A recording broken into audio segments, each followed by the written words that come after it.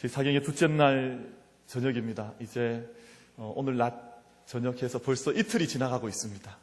내일이면 마지막 날인데 저희가 둘째 날 저녁에 저에게 말씀 전해주실 목사님, 저희가 말씀을 사모하는 간절한 마음을 담아서 목사님 환영하는 박수로 목사님 모시도록 하겠습니다.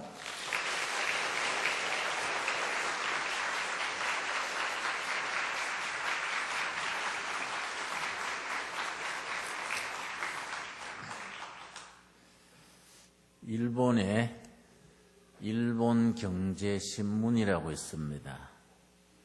일본어로 니혼 게이자이 신문, 니혼 게이자이 신문이 우리 식으로 읽으면은 일본경제신문입니다.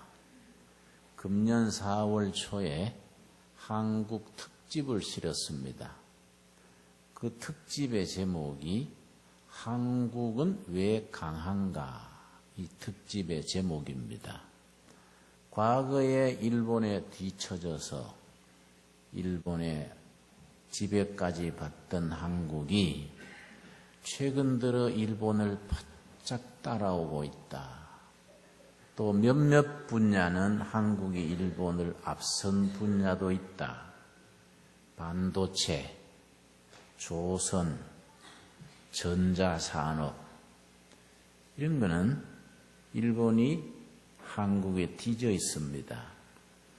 그래서 일본 사람들이 한국이 왜 강해졌는가 그걸 특집을 실은 겁니다.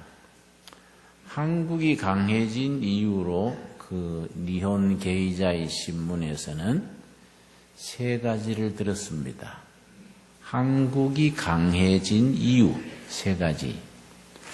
내가 그걸 읽으면서 우리 신앙과 관계되는 내용이 많다. 그래서 내가 아주 마음에 딱 새겼습니다. 첫 번째 뭘 들었냐 하면은 한국 사람이 가지는 특유한 헝그리 스피리트, 헝그리 정신.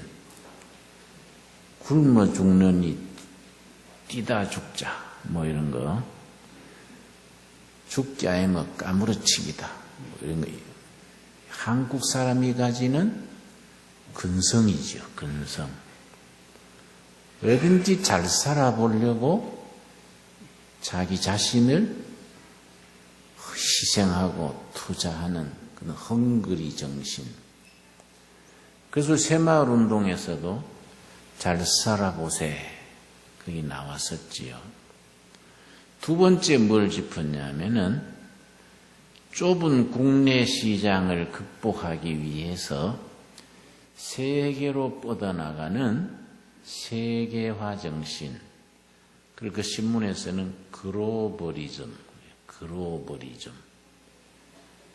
우리 사회학에서는 한 나라가 자립경제를 이루고 튼튼한 경제국가가 되려면은 인구가 1억 이상이 돼야 자립경제를 이룰 수 있다는 겁니다. 일본은 인구가 1억 3,600만입니다. 그래서 일본은 기초가 탄탄하지요. 한국은 인구가 5천만입니다. 5천만 인구 가지고는 자립경제를 이루기가 어려운 겁니다. 그래서 그것을 세계로 뻗어나가는 수출로 우리가 나라 경제의 방향을 잡습니다. 우리나라는 수출을 안 하면은 북한식이 되어버리지요. 그 세계화 정신, 이 한국이 강해진 이유라는 겁니다. 그런데 우리 교회로 말하면은 한국 교회가 세계에 보내는 해외 선교사가 2만 1,000명입니다. 2만 1,000명. 등수로는 세계 3등인데 인구 비례로 하면은 세계 1등입니다. 제일 많이 보내는 나라가 미국인데요. 한 8만 6천 명 됩니다.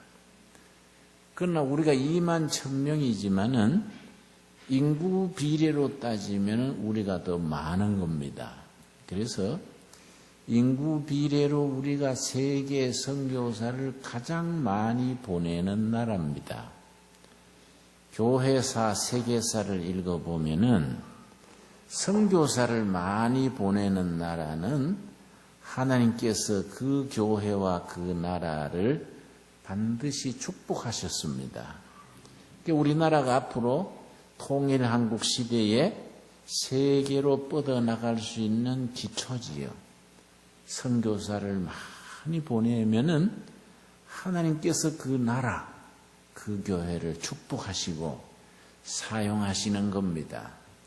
세 번째 뭘 짚었느냐 하면은 니혼 게이자이 신문에서 한국이 강해진 이유를 지금 쓰는 겁니다. 세 번째가 뭐냐 하면은 한국 사람은 어디든지 잘 적응하는 한국 사람의 적응력, 그걸 영어로 유연한 적응력, 영어로 flexibility. 어디든지 한국 사람은 더운 나라도 추운 나라도 잘 적응한다는 겁니다. 그래서 한국 노동자들은 중동 뜨거운 나라에서 노동자로 일하다가 본사에서 저 시베리아 벌목장 추운 데로 발령을 내리면은 비행기 타고 가서 도착해서 그냥 현장으로 나간다는 겁니다. 일본 노동자들은 그래 못한대요. 중국 노동자도 그래 못하는데 한국 노동자들은 더운 데서나 추운 데서나 잘 적응하는 겁니다. 한국 사람들이 가지는 적응력이지요. 이 적응을 잘하는 나라, 그 국민들이 강해지는 겁니다. 여러분, 우리 크리스찬들은 높은 데서나 낮은 데서나 배고플 때나 배부를 때나 어디든지 우리가 잘 적응을 합니다. 사도 바울이 그 얘기를 합니다. 빌립보 4장 12절을 보겠습니다. 빌립보 4장 12절. 우리는 부요할 때나 가난할 때나 하나님의 뜻이라 그러면은 어디든지 잘 적응을 합니다. 4장 12절 말씀. 12절 323페이지 천천히 찾겠습니다. 성경 빨리 찾으려고 서두르면은 더 잘 안 찾깁니다. 어떨 때는 성경 책장 찢어지는 수도 있고 천천히 아직 초저녁이니까 시간이 많습니다. 빌립보 4장 12절 말씀. 내가 강대상에서 이렇게 내려다보면요.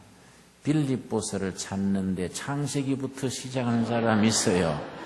그럼 설교 마칠 때나 돼야 빌립보까지 오지요. 예. 신약성경 323페이지 4장 12절 말씀. 나는 비천에 처할 줄도 알고 그 다음 뭡니까? 풍부에 처할 줄도 알아. 모든 일 곧 배부름과 배고픔과 풍부와 궁핍에도 처할 줄 아는 일체의 비결을 배웠노라. 이게 바로 유효 적응력이지요. 부요에도 빈곤에도 어디든지 잘 적응하는 겁니다. 그 사도 바울이 어디든지 그렇게 잘 적응한다고 하면서 그렇게 할 수 있는 이유가 뭐냐? 4장 13절입니다. 13절이 참 우리에게 주시는 말씀입니다. 우리 한번 같이 읽겠습니다. 내게 능력 주시는 자 안에서 내가 모든 것을 할 수 있느니라. 나로서는 못하는데 능력 주시는 자 안에서, 예수님 안에서는 할 수 있다는 겁니다. 그걸 영어로는 can do spirit, 할 수 있다 정신. 나로서는 못하는데 능력 주시는 자 안에서, 성령 안에서 할 수 있다. 이게 우리에게 용기를 주고 역경을 극복할 수 있는 힘을 주는 겁니다. 내가 아는 분이요, 서울대학 상가대학을 졸업을 하고 삼성에 들어갔습니다. 삼성물산에서 부장까지 올라갔는데요. 삼성이 일을 많이 시키지 않습니까? 일에 너무 지쳐가지고 부장 때에 사표를 냈습니다. 이제 좀 편안히 쉬면서 부부가 다니면서 골프나 치고 이렇게 편안히 살겠다고 사표를 내었는데요. 부부가 재테크를 잘해서 아파트도 2채고 현찰도 은행에 있고 이렇게 이제 노후에 편안히 살 만큼 됐습니다. 그런데 삼성에 같이 있던 친구가 찾아와서 우리가 뭔 사업을 해보자. 그리고 사업 설명을 쭉 했는데요. 아주 내용이 좋았습니다. 그런데 나는 삼성에 있을 때 너무 일에 골병 들어서 일 안 할란다. 나는 쉬려고 은퇴했다. 그러니까 그러면 일은 안 하더라도 투자를 해라. 네 은행에 넣어놔봐야 이자가 얼마 나오냐. 투자해라. 그래서 이제 투자를 했습니다. 잘 됐습니다. 아주 회사가 건전하게 잘 됐는데 그만 IMF가 왔었습니다. 회사가 막 부도가 난 겁니다. 그런데 부도 나기 전에 회사가 잘 될 때 친구가 와가지고 이번에 회사를 키워야 되니 보증을 좀 서라. 그래서 보증을 선 겁니다. 근데 부도가 나니까 보증 섰던 재산이 전부 다 넘어가 버리고 바로 늦게 새빵살이를 하게 됐습니다. 새빵살이 하게 되니까 얼마나 답답합니까? 방에서 짜증만 내고 방에 들어앉아가지고 담배만 계속 피우고 그걸 방콕파라 그래요. 방에 콕 처박혀 있다고. 방콕파가 돼가지고는 담배만 피우고 짜증만 내고 사람 버리겠단 말입니다. 그 부인이 자기 언니, 이 사람의 동서지요. 큰 동서가 미국 뉴욕에서 사업을 해서 크게 성공을 했는데 여자 형제끼리 국제전화로 언니 우리 남편 좀 도와줘. 그렇게 친구 보증 섰다가 재산 다 날리고 빈손이 돼가지고 새빵살이 하면서 담배만 피우고 짜증만 내고 우리 남편 큰일 나겠어. 미국에 좀 가게 해줘. 이렇게 이제 여자 형제들끼리 얘기해가지고 미국으로 갔습니다. 미국에 갔더니 자기 큰 동서가요. 뉴욕에 2층 집이 큰 집이 있는데 그 2층 방을 내주면서 자네 집처럼 쓰라고 방을 내줬습니다. 그랬는데 뭐 가서 편하게 있겠습니까? 역시 짜증내고 답답해 하니까 하루는 그 부인이요. 눈물을 글썽이면서 뭐라고 하는 것이 하니 여보 당신 내 소원 하나 들어줘. 내가 당신한테 할 만큼 했잖냐. 친구 보증 설 때도 내가 아무 소리 안 했고 회사 사표 낼 때도 아무 소리 안 했고 내가 당신 하자는 대로 다 했으니 당신 또 내 소원 한 가지 들어줘. 아주 눈물을 글썽이면서 그러는 겁니다. 그래서 뭔데 그러냐. 들어줄 테니까 말해봐. 그랬더니 다음 주일날 교회 가자. 나하고 교회 한 번 가줘요. 교회 한 번 가주면 내 소원이라고. 그러니까 이 친구가 그럼 내 그거 못 들어주겠어? 교회에 앉아서 잔다고 날 꼬집지 마라. 이라고서는 교회를 갔습니다. 그런데요, 참 이상하지요. 성령님이 역사하시면요, 생각지 못한 기적이 일어나는 겁니다. 교회 처음 갔는데 첫 시간에 은혜를 받은 겁니다. 젊은 목사님이 설교를 했는데 그 설교 말씀에 다 마음에 닿아가지고 내가 괜히 잘난 척하고 내가 뭐 서울대학 나온 거 삼성에 간부로 있었던 거 그것만 내세우고 교만했구나. 내가 인생 교만해서 실패자가 되고 낙오자가 됐구나. 아주 마음속에 은혜를 받고서는 회개의 눈물을 줄줄 흘리는 겁니다. 그때 그 젊은 목사님이 읽은 본문 말씀이 빌립보 4장 13절입니다. 우리 다시 한번 같이 읽겠습니다. 내게 능력 주시는 자 안에서 내가 모든 것을 할 수 있느니라. 내게 능력 주시는 자 안에서 나로서는 실패하고 나로서는 낙오자가 되고 나로서는 엉망이 됐는데 다시 기회가 있다는 거지요. 무슨 기회냐? 능력 주시는 자 안에서, 예수 안에서, 신앙 안에서 내 인생을 새 출발할 수 있다. 이런 용기가 솟은 겁니다. 그래 회개의 눈물을 줄줄 흘리니까 부인이 놀래가지고 처음 교회 와서 은혜 받을 택은 없는데 그렇게 남편이 울고 있으니까 걱정이 돼가지고 여보 괜찮아? 그러니까 신경 쓰지 말라고 나 괜찮다고. 부인이 핸드백에서 손수건을 내가지고 닦으라고 준 거지요.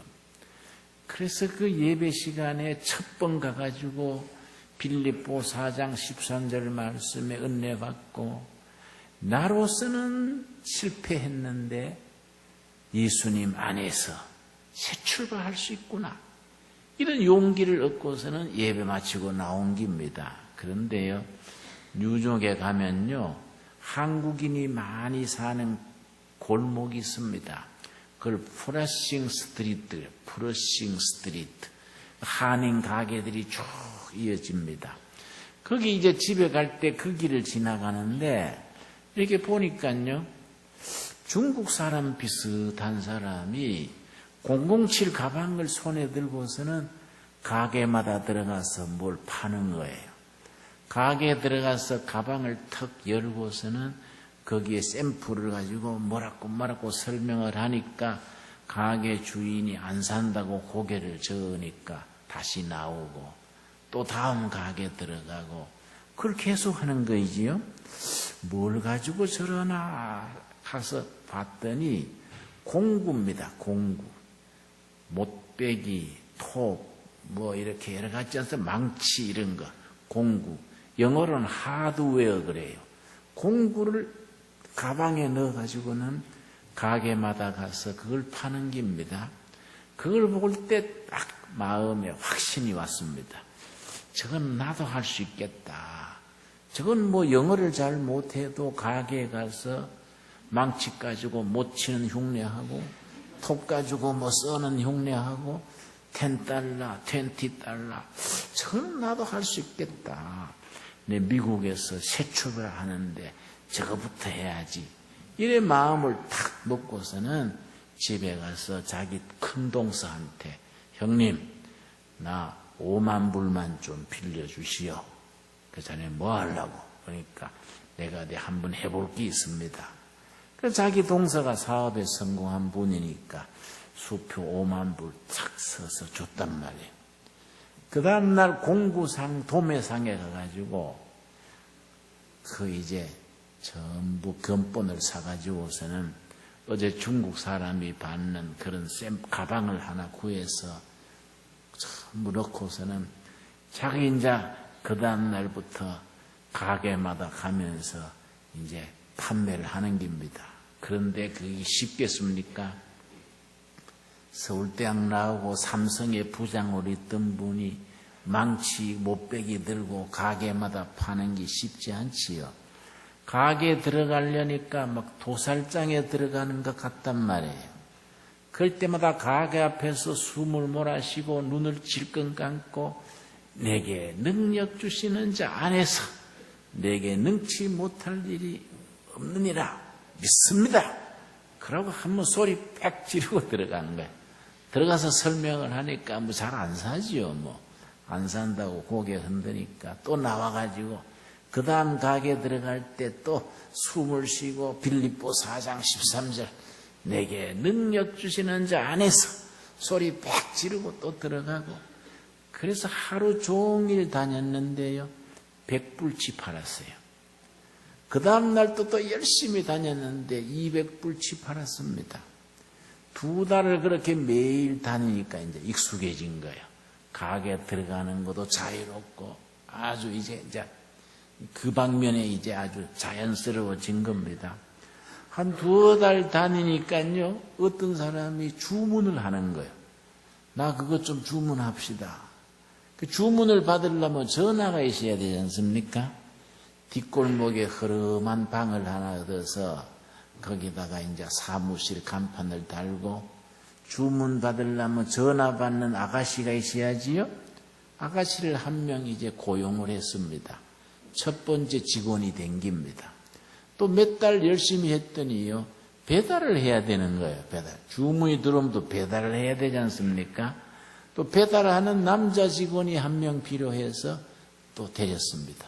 직원이 둘 된 거예요. 날 만났을 때는 뉴욕의 본사가 커져가지고 그 옆에 필라델피아라는 도시가 있습니다. 거기에 지점을 내고 거기 또 잘 돼가지고 옆에 볼티모어라는 도시가 있습니다. 거기 또 지점을 남깁니다.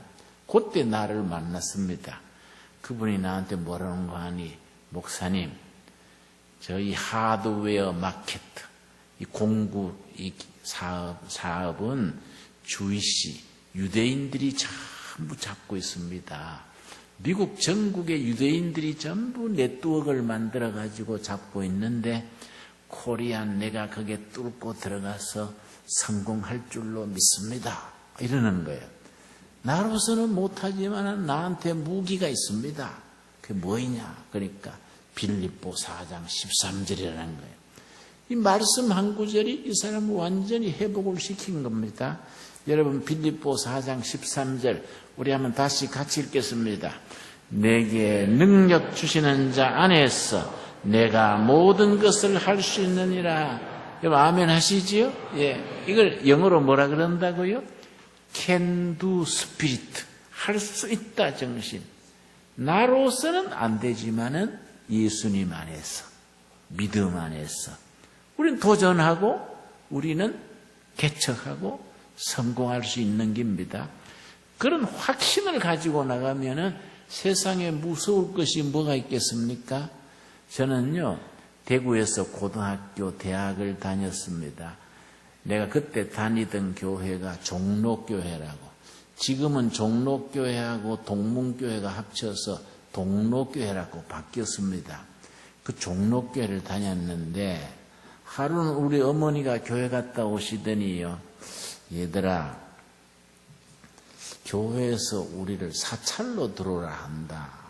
사찰, 청소도 하고 불도 피우고 하는 사찰 있지요. 나는 가고 싶은데 너희 생각은 어떠냐? 우리 밖에 있으면 새만 나가고 교회 가서 열심히 봉사하면 좋지 않냐? 그래요. 그 내가 어머니한테, 어머니, 교회는요, 그냥 신앙생활하러 다녀야지 교회 직원으로 들어가면요, 어머니 자녀들 기주가 안 됩니다. 교인이 얼마나 별납니까? 어머니 그 말 못 들어서요. 예배당 다니는 사람들은, 예배당 안 다니는 사람들은 길 잃은 양이라 그러면요, 예배당 다니는 교인들은 길 찾은 이리 때라 그래요. 어머니 그 말 못 들어서요. 교인들 별납니다. 어머니요, 자녀들 상처받아서 안 돼요. 이리때 속에 들어가는 겁니다. 그랬더니 어머니가 꾸지람하시더라고요. 너는 왜 그렇게 부정적으로만 생각하냐? 어차피 교회는 가는 거이고 봉사는 하는 거이고 우리 밖에 있으면 방세만 나가고 교회에 있으면서 봉사하면 좋지 않냐? 나는 가고 싶다. 어머니가 그러시니까 어머니가 꼭 가시려면 우리가 따라가야지요. 그래서 우리가 종로교회 사찰이 됩니다. 내가 사찰 아들이 된 거예요. 뭐 청소하고 이런 건 어머니가 하시는데 문제가 겨울에 불 피우는 거예요. 그때는요, 마세크탄이라고, 마세크탄 아세요? 석탄 가루를 이래 만두처럼 빚어가지고 이 마세크탄으로 난로 불을 피우는데요, 이 잘 안 피어요. 어머니가 피울 수 없으니까 불 피우는 당번은 내가 하는 겁니다. 이제 내가 불을 피우는데요, 불을 잘 피우면 예배 시간에 훈훈하고 아주 좋습니다. 그러면 예배 마친 뒤에 교인들이요, 날 칭찬을 해요.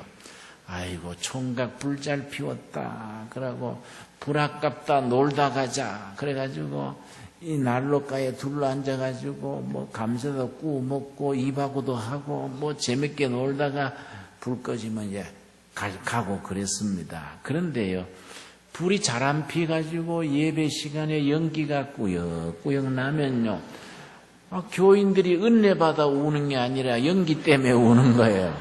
그럼 교인들이 전부 날 보는 거예요. 불당거이 왜 이러냐요. 그래서 내가 안절부절 못해요. 그래서 내가 불 피우는 연구를 한 겁니다. 이 어떻게 해야 불을 잘 피우냐. 그래서 나무도 갖다 놓고 종이도 갖다 놓고 석유통도 준비해 놓고 한 해 지내서 두 해째 하니까요, 불 피우는 선수가 된 거예요. 내가 불 피우면 착착 잘 붙는 겁니다. 그랬는데 종로교회 사찰 아들이 돼가지고 교회 난로불 피우다가 내가 기도 제목이 생겼습니다. 무슨 제목이 생겼냐면은 내가 지금 조그마한 종로교회 난로불 피우지만은 앞으로 내가 한국교회 성령불 피우는 사람 돼야지. 이런 기도 제목이 생긴 겁니다. 맞아. 내가 지금은 난로불 피우지만은 한국교회 성령불 피우는 사람 된다. 이런 꿈이 생기고 기도 제목이 생기니까 불 피우는 것도 신바람 나고 아주 불 피울 때 성령이여 강림하사 찬송 부르면서 신나는 거예요. 그래서 내가 호를 지었습니다. 호라는 것은 다른 사람이 저어주는 기인데 내 형편에 누가 저어주겠습니까? 그래서 내가 스스로 호를 짓기를 화부라, 불하자, 인부부자. 나는 성령에 불때는 사람이다. 화부 김진홍. 그래서 이제 책을 한 권 사도 앞에 화부 김진홍 장서 쓰고 있는데 혼자 화부가 된 거예요. 그래서 열심히 불 피우고 했는데요. 대학을 졸업하고 이제 신학을 갔습니다. 서울 장로의 신학대학교라고 교단 신학에 내가 갔는데 신학교란 데가 아주 맹랑한 데예요. 들어갈 때는 막 뜨겁게 들어가는데 졸업할 때는 불이 다 꺼져가 나와요. 그래서 신학교 총장 별명이 소방수입니다. 소방수. 불 꺼진다고. 그 신학교 교수들 별명은 소방관이에요. 소방관. 그래서 김소방관, 박소방관. 그랬네. 들어갈 때는 뜨겁게 목사 신앙으로 들어가는데 나올 때는 다 식어가지고 이력서 들고 어느 교회 대우 잘해주나 눈알 굴리고 다니는 거예요. 신학교라는 데가 아주 맹랑한데요. 내가 가서 첫 학기에 놀란 건요, 시험을 치는데 보니까요, 우리 동료 전도사들이 컨닝을 하는 거예요. 내가 얼마나 놀랐는지. 난 여기 계명대학 철학과를 했는데요, 철학과 졸업을 하고 조교가 되었습니다. 조교. 교수 수발하는 이제 교수 후보생이지요. 조교가 되면 조교하는 일이 시험 감독하고 채점하고 교수 도와주는 게 조교거든요.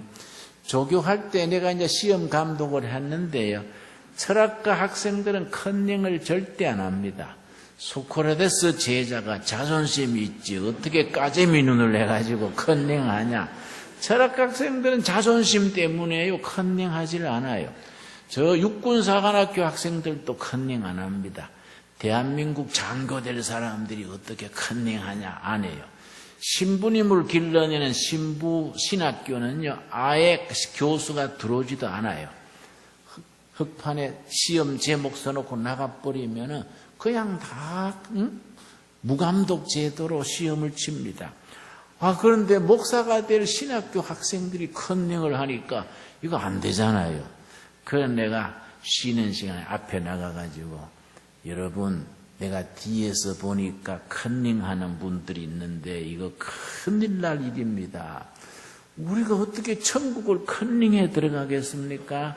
절대 컨닝하지 맙시다. 그랬더니 또 그 중에 한 사람이 일어서서 다 큰 사람들이 알아서 하는 거이지 김돈주도사가 왜 등록금을 줘서 왜 그런 말을 하는 거요? 각자 알아서 한다는 겁니다. 그래서 내가 아니 알아서 컨닝하면 안 되지 않습니까? 그래서 우리 반이요 컨닝파 아닌파 갈라졌어요. 그런데 그래 교회 아주 학교에 정이 떨어지더라고요. 그래서 여러분요 교회 목사님 모실 때 한 가지 비결이 있습니다. 뭐 박사냐 석사냐 그런 거 볼 거 아니에요. 저 신학교 다닐 때 컨닝 했냐 안 했냐 그거 알아봐야 돼요. 끼리끼리 알아요. 끼리끼리 알 수 있습니다. 안 그렇습니까?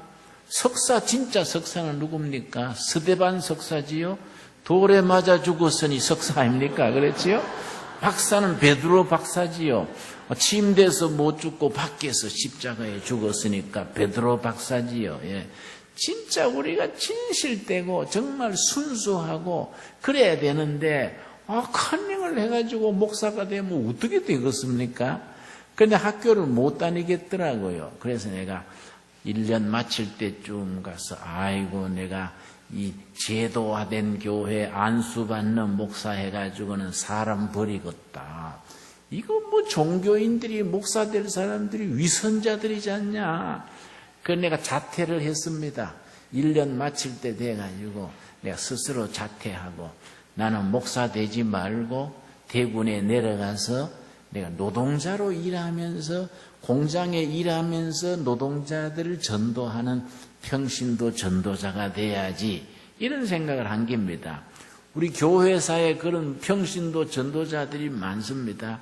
우리 장로교를 일으킨 칼빈 선생이 안수받은 분이 아니거든요. 평신도지요. 저 미국의 무디 선생이 이런 사람들이 뭐 그냥 평신도지요. 일본의 우찌무라 간조 선생이라든지 우리나라의 김교신 선생이라든지 다 이런 안수받지 않는 분들이지요. 나도 그렇게 한다 그러고 이제 신학교 자퇴하고 짐 가지고는 대구로 내려왔습니다. 대구로 내려왔는데요. 대구 와가지고서는 공장에 들어갔습니다.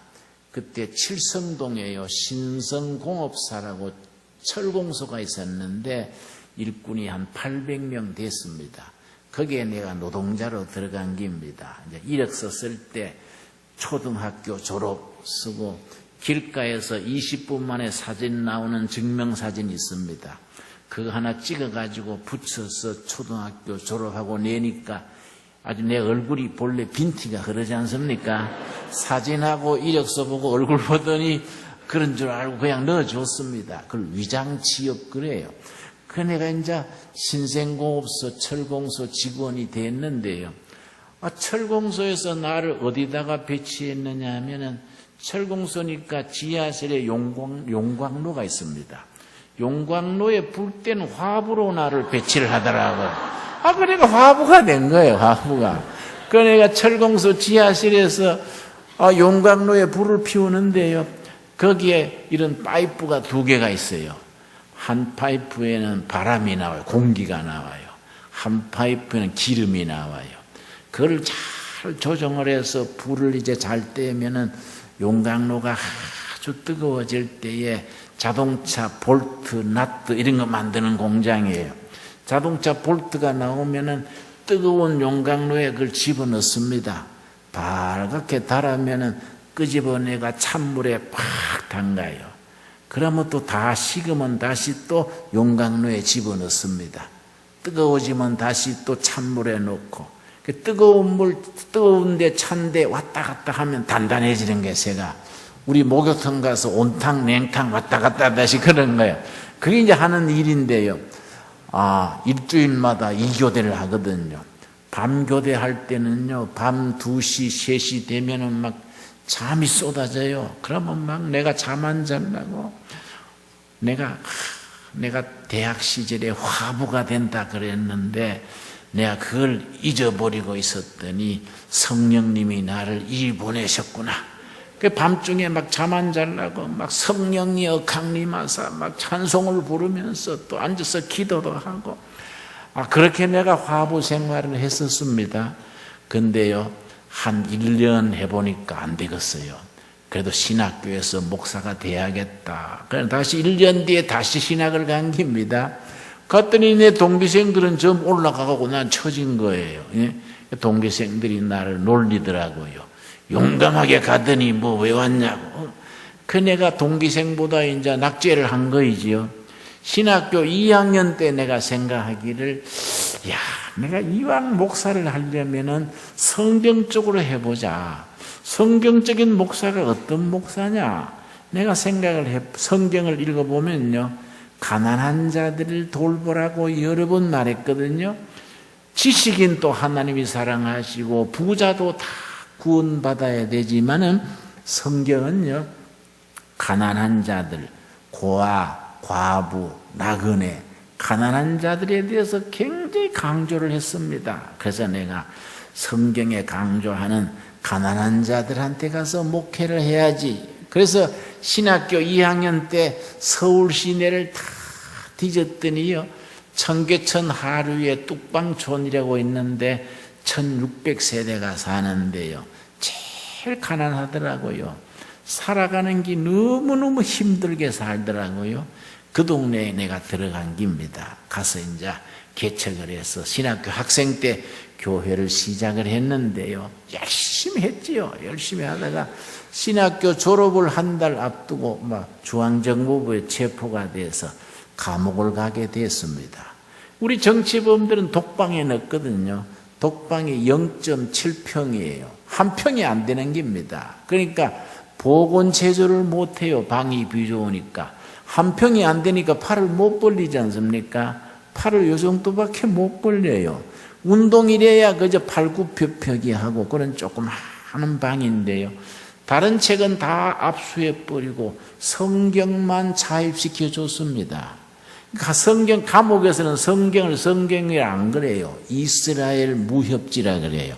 이스라엘 무협지 성경만 주었는데, 시간이 남아도니까요, 성경을 읽는 겁니다.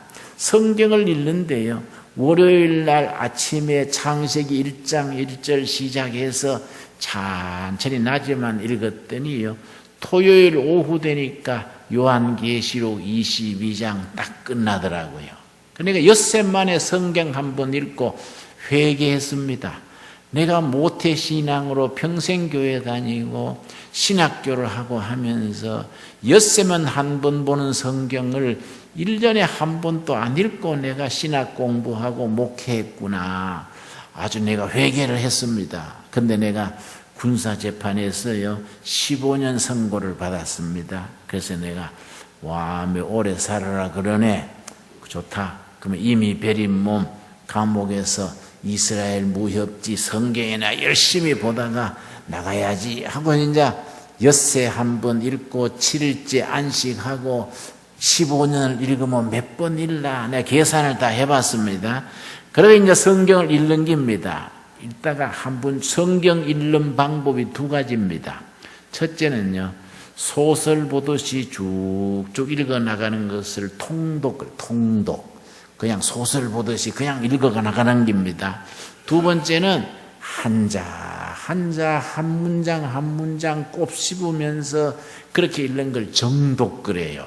그러니까 성경을 통독을 하느냐 정독을 하느냐 두 가지 방법이 있지요. 나는 이제 감옥에서 그냥 성경을 삼국지 보듯이 쭉쭉 통독을 하는 겁니다. 일주일마다 한 번씩 읽고 7일째는 예배 드리고 쉬고 그랬는데요, 6번째 읽을 때입니다. 6주째가 된 거지요. 6번째 읽는데요, 갑자기 성경 말씀이 변한 거예요. 종이에 활자 찍힌 성경은 사라지고요, 살아있는 말씀으로 바뀐 겁니다. 살아있는 나하고 살아있는 말씀이 만난 겁니다. 얼마나 성경이 막 감동스럽고 얼마나 성경이요 내 영혼의 거울과 같아요. 성경 읽으면서 내 영혼의 헐벗은 모습, 내 위선자고 그런 모습이 다 보이는 것 같아요.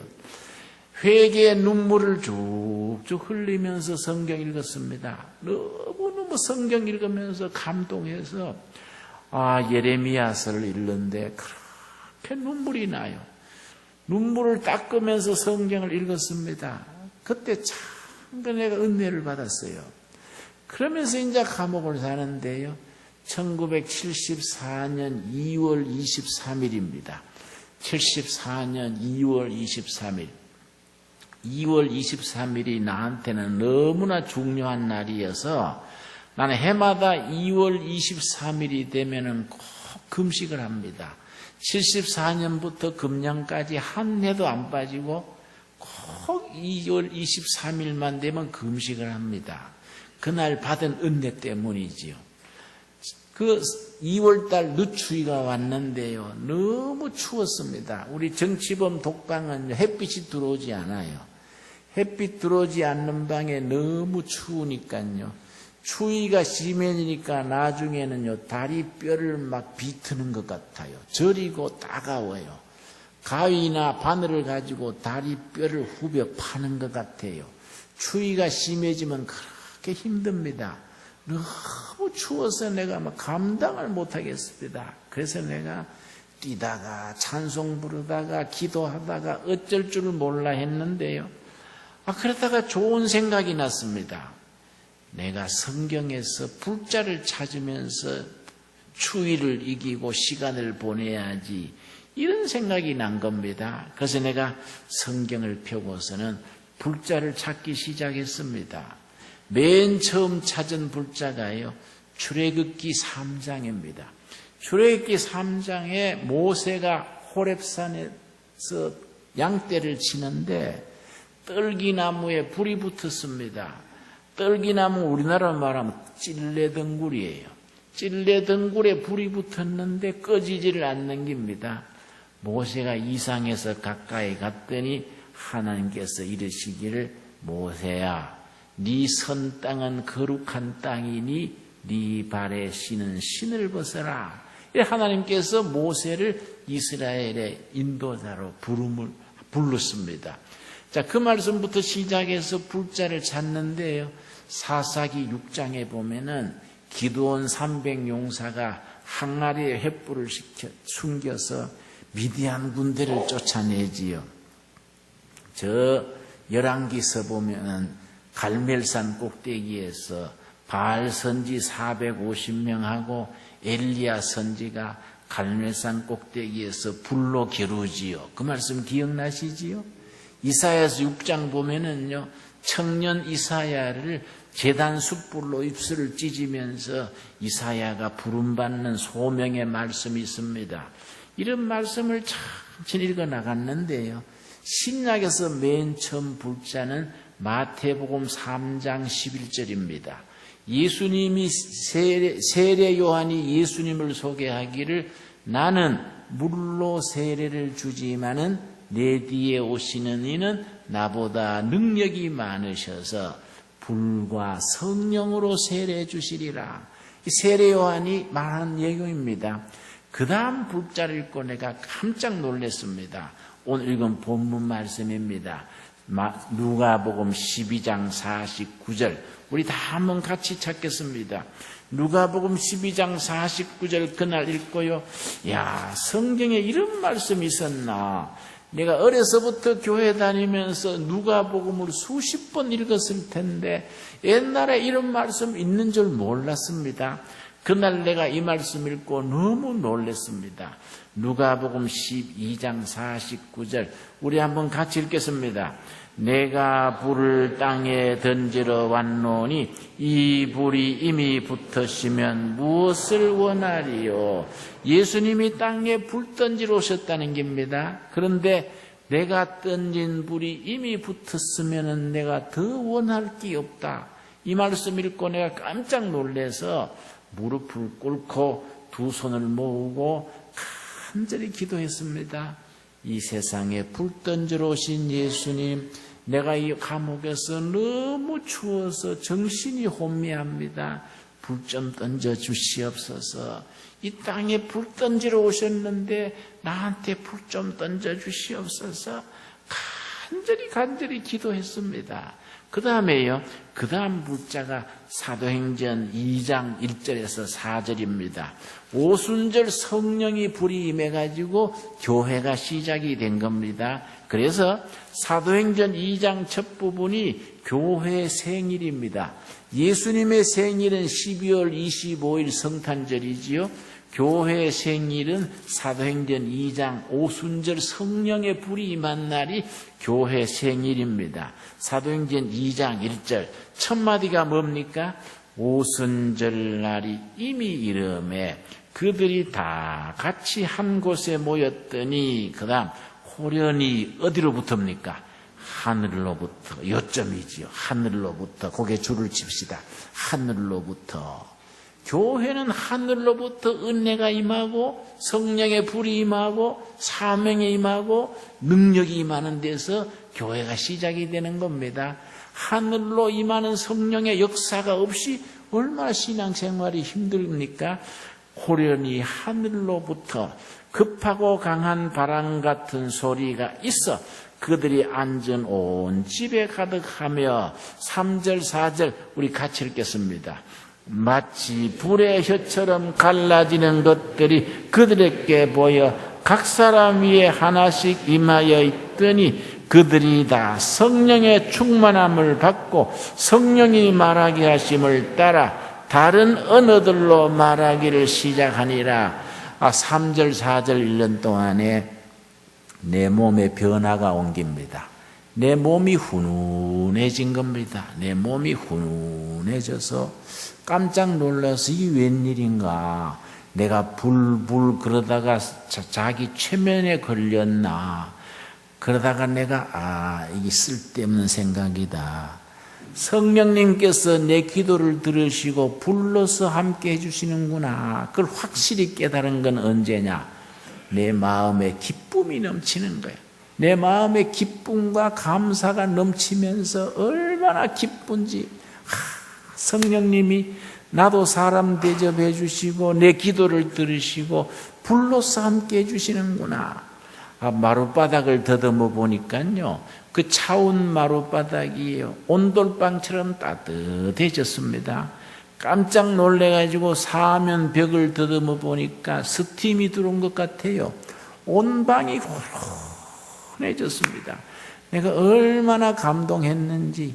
예수님이 불러서 그 방에 와 계시는 겁니다. 얼마나 참 감사하겠습니까? 내가 일어서서 내 방 모퉁이를 돌면서 절했습니다. 예수님 감사합니다. 예수님 감사합니다. 예수님이 불러서 그 방에 와서 계시는 거예요. 내 방 모퉁이를 돌면서 내가 눈물을 흘리면서 감사합니다. 감사합니다. 그랬는데요. 그게 오후에 한 3시간, 4시간 계속되는 겁니다. 내가 그렇게 그 은혜 충만했는데 그날 저녁에요. 잠자리에 들어갔다가 다시 한번 놀랐습니다. 우리 한국은요, 특별한 나라입니다. 전국의 교도소가 한 50군데 됩니다. 내가 가서 살아본 데가 4군데인데요. 한국 교도소는요, 특별합니다. 꼭 죄수들을 밤에 잠재울 때 찬송가를 부릅니다. 죄수 중에 모범죄수 3명이요. 트럼펫들을 배워가지고 저 망루에 올라가서 공중을 향해서 찬송가를 부르면 그게 취침나팔이에요. 그렇게 취침나팔을 부를 때마다 전능왕 오셔서 우리로 다스려 주시옵소서 이 찬송가를 부릅니다. 근데 막 겨울에 막 방은 냉장고 같고 바람 소리는 요란한데 참 망루에서요 전능왕 오셔서 우리로 다스려 주시옵소서. 찬송 소리가 울려 퍼지면요 꼭 예수님이 공중 나팔로 오시는 것 같아요. 너무너무 은혜롭습니다. 그 찬송가 나팔 소리 끝날 때까지 교도소 전체가 지죽은 듯이 조용합니다. 조용하다가 찬송가 딱 끝나면요 교도관이 복도에서 취침 그러고 소리를 지릅니다. 그럼 잠자리에 들어가는데 나팔 소리 딱 끝나면요 사형수 같은 사람들이 꼭 창가에 나가가지고 어머니를 불러요. 취침 나팔 불면은 그날은 사형은 이제 없는 겁니다. 또 하루 살았다 그런 뜻인가. 사형수들이요 창가에 서가지고 어머니 하고 그렇게 부릅니다. 근데 참 신기하게도요 아버지 부르는 사람은 한 사람도 없어요. 전부 어머니 불러요. 그 어머니와 아버지는 질이 다른 겁니다. 그날 저녁도 옆방에서 어머니 부른 소리 들으면서 이불 속에 들어갔는데요. 나는 중앙정보부에 조사받으러 다닐 때 그 해는 눈이 많이 왔습니다. 밤 9시나 되면 정보부에서 와가지고 내 재수 번호가 73번입니다. 73번 나와. 그래서 이제 수갑을 채우고 보승에 묶어서 새카만 차에 태워가지고 서울시청 앞으로 남산으로 데려갑니다. 지하실에 데려다 놓고 그럽니다. 야, 너 73번, 너 평양 언제 갔다 왔어? 그러면요, 가슴이 선뜻합니다. 내가 대답하기를, 보소, 내가 대구 사람이 평양 길을 알아야 가지요. 그럼 이놈의 자석 너는 평양 가서 밀봉 교육 받고 온 게 틀림없어. 그러고 밤에 한숨도 안 재웁니다. 밤에 한숨 안 재우고 들볶이면요, 새벽에 방으로 데려다 줄 때는 잠이 쏟아집니다. 졸면서 걸어요. 그 해는 눈이 많이 왔습니다. 졸면서 걸으니까 눈을 푹푹 밟고 가니까 신발 속에 눈이 들어가지요. 그럼 양말이 넘깁니다. 방에 들어가서 양말을 벗고 발을 말리고 자야 되는데 그런 정신이 있습니까? 방에 들어가서 그냥 이불 뒤집어 쓰고 자버려요. 그동안에 발에 동상이 걸립니다. 여러분 동상 걸려본 적 없으시지요? 동상은요, 추울 때는 오히려 덜합니다. 이부자리에 발이 들어가서 녹거나 불 앞에 가서 발이 녹으면 가렵습니다. 밤에 잠잘 때 이부자리에 들어가면요, 발이 가렵기 시작합니다. 그래서 내가 손가락으로 발가락 끓고 발바닥 끓고 해서 발가락이 뚱뚱 붓고 발바닥이 붓고 그랬었습니다. 근데 그날 저녁에는 가렵지를 않아요. 이상하다 생각하고 일어나서 불빛에 발을 비춰보니까요, 동상이 흔적도 없어졌어요. 깨끗하게 낯선 겁니다. 들어올 때 발 그대로 깨끗한 발로 바뀌어 있었습니다. 내가 얼마나 은혜를 받았는지, 세밀하신 성령님께서 이렇게 나를 챙겨주시는구나. 낮에 불러서 나와 함께 하실 때 내 발의 동상까지 다 고쳐주셨구나. 얼마나 감사하겠습니까? 그 은혜가요, 밀물, 설물처럼 확 밀려왔다가 확 밀려가고 그런데요, 은혜가 확 밀려올 때는요, 몸이 공중에 뜨는 것 같고요, 심장이 막 벅차요. 은혜가 밀려오면요, 막 숨 가쁘지는 것처럼 심장이 벅찹니다. 그네가 막 숨을 벅찬 걸 가누느라고 막 찬송가를 목이 터지게 불렀습니다. 감옥 안에서 밤중인데도요, 찬송가 중에 어메이징 그레이스가 있죠. 놀라운 은혜. 굉장한 찬송이지요. 나 같은 죄인 살리신 그 은혜 고마워. 어메이징 그레이스. 막 목이 터지게 부른 겁니다. 나 같은 죄인 살리신 그 은혜 놀라워.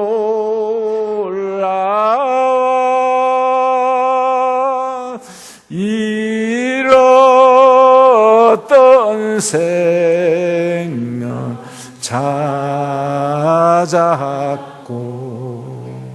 광명을 얻었네. 이제껏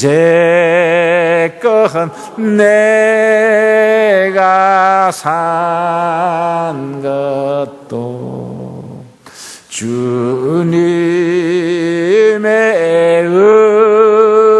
은혜라. 또 나를 장차본향에 인도해 주시리. 막 눈물을 흘리면서 막 목이 타지게 부르니까요. 그 교도소에서 안 되지요. 밤에 되겠습니까? 교도관이 얼른 와가지고요, 나를 보고 73번 중단해. 알만한 사람이 왜 그래? 밤중에 그러면 어떻게 해야 돼? 그러길래 내가 교도관님 죄송합니다. 성령이 불로 임하셔가지고 내가 너무 심장이 벅차서 찬송을 안 부르면 내 심장이 터져 죽을 것 같아요. 교도관님, 내 죽는 것보다 찬송하는 게 낫지요? 그랬더니 교도관이 놀래가지고 73번이 또라이가 됐냐? 이래요. 또라이가 됐냐? 그래서 맞습니다, 교도관님. 지가 돌아버렸네요. 성령님이 오셔서 돌아버렸어요. 교도관님 또 들어오시나요? 같이 돕시다. 그랬더니 아이고, 아까운 사람 또 한 명 버렸네. 이라고 혀를 차면서 가버렸습니다. 가끔 정치범이나 사상범들이요, 독방에 오래 있다가 외로워서 돌아버린 사람이 있어요. 그게 나를 완전히 돌아온 줄 알고 아까운 사람 또 한 명 버렸네. 그러고 혀를 차면서 가버렸습니다.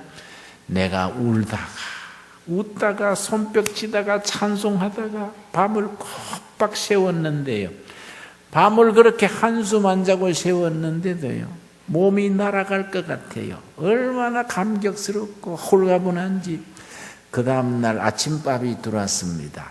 아침밥을 딱 받아서는 변소통에 넣고요, 한 끼 금식을 하면서 히브리서 12장 마지막 절 말씀을 내가 읽고 묵상을 하면서 오전을 보낸 겁니다. 여호와께서는 소멸하시는 불이심이니라. 소멸하시는, 태우는 불입니다.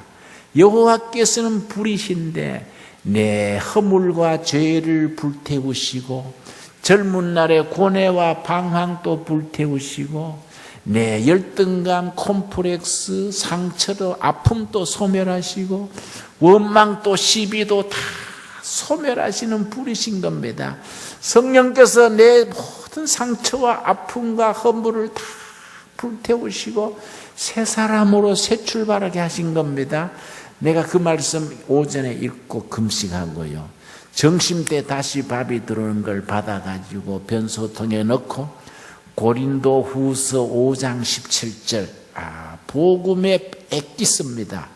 그런즉 누구든지 그리스도 안에 있으면 새로운 피조물이라. 이전 것은 지나갔으니 보라 새 것이 되었도다. 위대한 복음에 애끼시지요. 그런즉 누구든지, 누구 안에입니까? 누구 안에? 그리스도 안에, 예수 안에 있으면 새로운 피조물, 새 사람, 뉴 빙, 새 인격, 새 사람, 새 가정, 새 교회지요. 그리스도 안에 있으면 해결이 되는 겁니다. 그리스도 안에 있으면 새로운 피조물, 새 사람, 새 인격, 새 가정이 되는 겁니다. 그리스도 밖에서 시비하고 원망하고 아프고 상처받고 상처 주고 했는데 예수님 안에 있으면은 다 새 사람이 되고 새 가정이 되는 겁니다. 그런즉 누구든지 그리스도 안에 있으면은 새로운 사람, 새 피조물이다. 이전 것은 어떻게 됐다고요? 지나간 겁니다. 십자가 밑에 묻어버리고 보라 새 것이 되었도다. 얼마나 위대합니까? 그날 저녁에요, 세 끼째 내가 금식하면서 갈라디아서 2장 20절을 내가 깊이 묵상을 한 겁니다. 내가 그리스도와 함께 십자가에 못 박혀 죽었나니 그런즉 이제 내가 산 것이 아니요 나를 위해 십자가에 죽으신 예수를 믿는 믿음 안에 사는 것이다. 여러분 아멘 하시지요?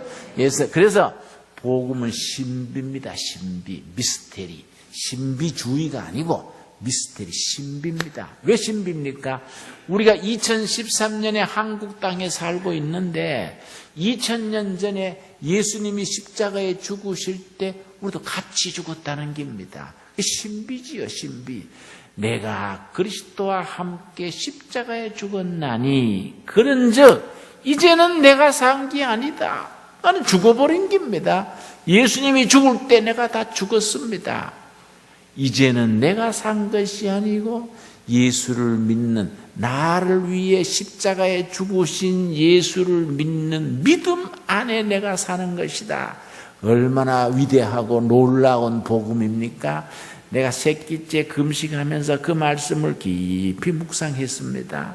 그래서 나는 해마다 2월 23일이 되면은 내 혼자서 축제를 벌립니다. 74년 2월 23일 그날 받은 체험, 읽었던 말씀, 불렀던 찬송 부르면서 그날 하루 동안 내 혼자서 부흥회 하는 겁니다. 내가 그때 그 젊은 날에 그런 은혜를 받았는데 내가 왜 그동안에 정신 못 차리고 엉뚱한 짓도 하고 성령님을 내가 섭섭하게 했을까? 회개해야지. 다시 시작해야지. 해마다 2월 23일 혼자 부흥회하고 혼자 새로워지고 힘을 얻는 겁니다. 앞으로 내가 몇 년 땅에 살지는 모르지만은 사는 동안에 2월 23일만 되면 그날 찾은 말씀, 은혜, 찬송, 되풀이 하는 겁니다. 여러분, 살아계신 성령님께서 우리 속에서 불러서 함께 하시기를 바랍니다. 우리가 성령을 받아서 직장에서, 마을에서, 교회에서 불씨가 돼야지요. 성령의 불을 피우는 화부, 불을 퍼뜨리는 사람이 돼야 되지 않겠습니까? 여러분, 사도행전 2장 1절 우리 한번 다시 같이 찾겠습니다. 사도행전 2장 1절에 뭐라 그랬습니까? 오순절 날이 뭐이지요? 이미지요. 이미, 영어로 already. 거기에 모인 사람들은 감람산에서 예수님이 승천하시는 예수님을 마중하고 마가 다락방에 모여서 쭉 120여 명이 모여가지고 기도를 했는데 기도 중에 성령이 임한 겁니다. 모인 사람들이 오순절이 온 줄도 모르고 기도하고 있는데 오순절이 이미 이름에 그들이 다 같이 한 곳에 모였더니 호련히 어디로부터입니까? 하늘로부터. 여러분, 이 만민교회 35년 전부터 이미 성령께서 하늘로부터 와서 머물러 역사하고 계신 줄로 믿습니다. 여러분, 우리 한 사람 한 사람, 여러분 한 사람 한 사람이 예수님을 주인으로 영접할 때 이미 여러분의 심령에 성령께서 불로 이미 와서 머물러 계심을 믿습니다. 여러분, 그 믿어야 돼요. 우리가 믿어버려야 돼요. 우리가 예수님을 주인으로 모실 때 이미 성령께서 함께 와서 계시는 겁니다. 여러분, 여러분의 가정에 예수님을 호주로 모실 때에 여러분 가정에 이미 성령께서 오셔서 역사하고 계신 것을 믿으시기를 바랍니다. 얼마나 놀라운 말씀입니까? 사도행전 2장 1절 2절 우리 한번 다시 같이 읽겠습니다. 오순절 날이 이미 이르매 그들이 다 같이 한 곳에 모였더니 호련히 하늘로부터 급하고 강한 바람 같은 소리가 있어 그들의 앉은 온 집에 가득하며 이 오순절 성령의 역사가 이 만민교회, 이 교회 위에 역사하실 줄로 믿습니다. 여러분, 다시 말씀드립니다. 우리 한 분 한 분이 예수님을 주인으로 모실 때에 내 평생 주인입니다. 예수 믿고 세례받고 은혜 받을 때에 이미 성령께서 불러서 와서 머물러 계시는 겁니다. 이미 와서 계시는 성령님 찬양하는 겁니다. 여러분, 여러분의 가정에 문제가 있지요? 부부 문제, 자식 문제, 경제 문제. 여러분, 그 문제가 아닙니다. 이미 여러분의 가정에 호주로 와서 계시는 예수님께 다 맡기고 성령께 모든 걸 다 맡기고 해방되는 역사가 있게 되기를 바랍니다. 여러분, 이 만민교회 역사가 35년이라지요. 35년 전에 이 교회가 시작될 때부터 지금까지 이런 일, 저런 일, 굳은 일, 험한 일, 좋은 일 고르고 있었지만은 그럼에도 불구하고 성령께서 이미 이 교회에 오셔서 머물러 역사하셔서 성령님이 당회장 되시고 성령님이 인도해 주시고 낮에는 은혜의 구름기둥, 밤에는 성령의 불기둥으로 이 교회를 인도하실 줄로 믿습니다. 여러분, 그래서 중요한 것은 지나간 35년이 아니지요. 다가오는 35년입니다. 다가오는 35년. 앞으로 다가오는 35년 동안에 이미 와서 머물러 역사하시는 성령께서 성도님들 한 심령 한 심령, 한 가정 한 가정, 부서마다 친히 이끄시고 역사하시고 새롭게 하시고 뜨겁게 하시고 소멸하시고 사용하여 주실 줄로 믿습니다. 그 성령님께 우리가 겸손하게 엎드려서 주님, 내가 여기 있습니다. 주님 맡아주십시오. 사용해 주십시오. 겸손히 엎드려서 그동안에 우리가 정신 차리지 못하고 엉뚱한 소리하고 헛된 짓하고 주님 앞에 진실로 잘못했고 잘못 믿었던 걸 다 마음을 비고 회개해야 되지요. 다 회개하면은 소멸하시는 불이신 성령님이 허물과 죄를 다 없던 걸로 씻어 주신다고 약속했습니다. 그 약속 믿습니까?